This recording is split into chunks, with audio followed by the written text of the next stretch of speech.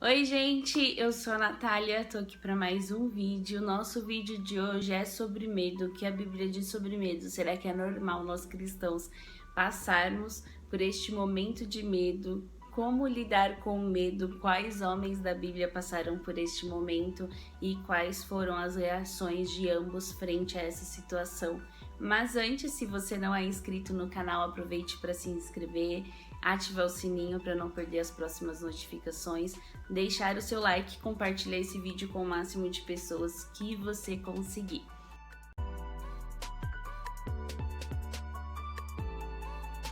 Bom, vamos começar esse vídeo falando que sim, o medo é normal na vida de nós que somos cristãos, como na vida de qualquer outro ser humano. É muito normal quando a gente sente medo, quando a gente percebe que existe alguma situação iminente ali, você percebe um perigo iminente, sabe que algo vai vir contra você. É normal a gente ter esse tipo de medo, mas o que não é normal é a gente deixar o medo nos dominar ao ponto de fazer com que isso nos paralise. Essa não é a vontade de Deus pra gente, e a gente pode aprender como não lidar com medo na história do profeta Elias, um dos grandes profetas do Velho Testamento, conhecidos por mim e eu tenho certeza que por vocês também. Elias operou grandes milagres, teve grandes experiências com o Senhor. Ele foi alimentado pelos corvos. Corvos ou corvos? Corvos. Ele foi alimentado pelos corvos, ele ressuscitou o filho da viúva, ele multiplicou a farinha e o azeite, ele orou e não choveu na terra durante 3 anos. Ele preparou um holocausto e o holocausto que ele preparou foi consumido pelo fogo que caiu do céu diante dos profetas de Baal e o nome do Senhor foi glorificado. Então Elias foi uma pessoa e um homem que teve grandes experiências com o Senhor, então a gente poderia olhar para a vida de Elias e pensar como que ele deixou o medo dominá-lo. Ele deixou o medo dominá-lo quando Jezabel estava matando os profetas, perseguindo os profetas do Senhor. E o medo que Elias sentiu foi tão grande dessa situação que a Bíblia conta que ele correu, se alojou numa caverna e ele chegou a pedir até a própria morte para o Senhor.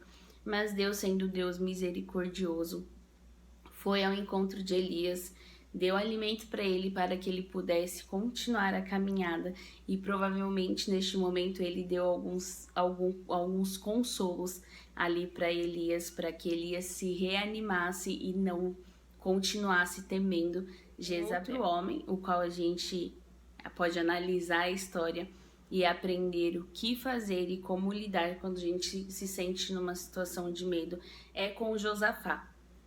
Josafá, ele também foi um grande homem de Deus e a Bíblia conta ali no livro de 2 Crônicas, no capítulo 20, que Josafá, ele sentiu medo.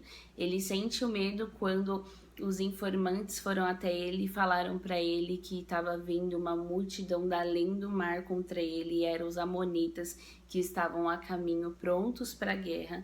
E a Bíblia conta que Josafá, ele sentiu medo, mas diferente de Elias, Josafá não deixou essa situação dominar ele não deixou que o medo paralisasse, ele simplesmente cumpriu o que está escrito ali no Salmos 34, no versículo 4.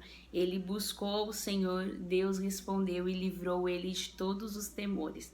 Josafá, ele foi buscar o Senhor respondeu e falou que ele não precisava temer, ele não precisava se preocupar com aquela situação, porque ele que ia pelejar. Ele falou para Josafá: a guerra não é sua, a peleja não é sua, é minha, ou seja, eu vou entrar com providência.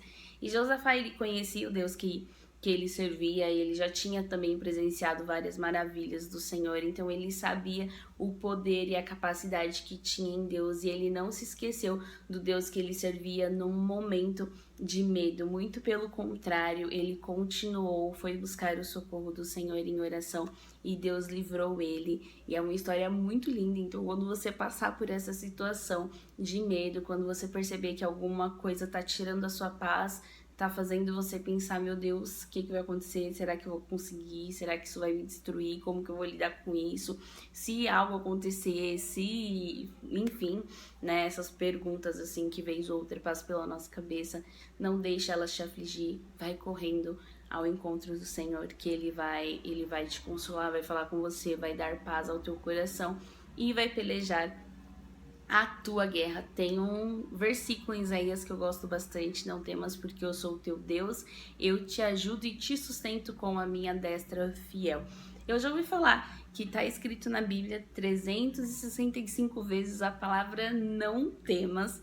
Então, não temas para cada dia do ano, não tenha medo, você não precisa se preocupar. Referente ao que o medo pode causar, da mesma forma que a nossa fé faz com que Deus opere nas nossas vidas de acordo com aquilo que nós cremos, o medo também dá legalidade para o inimigo operar nas nossas vidas. E a gente vê isso na história de Jó, quando Deus estava ali no início do capítulo de Jó, exaltando Jó, né, digamos assim, falando para o inimigo as qualidades que Jó tinha. O inimigo olhou para ele e falou que Jó só tinha todas aquelas qualidades, Jó só temia o Senhor porque Deus não dava problema para ele, digamos assim. Ele não tinha problema de saúde, ele era um homem próspero.